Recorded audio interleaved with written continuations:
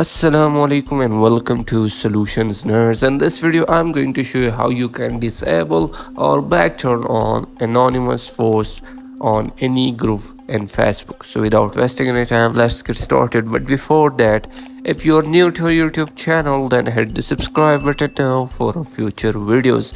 Now let's back to the video. First of all, on Facebook, now go to your profile menu here. Now in here, go to your group here.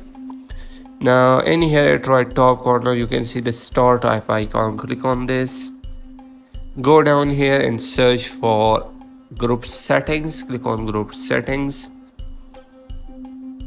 Now in here, go down here and search for anonymous participation. Click on this, and if you want to turn on, just click on. If you want to turn off, click on turn off and click on save. So this was the quick video how you can enable or disable anonymous post on your group. If you liked the video, don't forget to subscribe. Thanks for watching.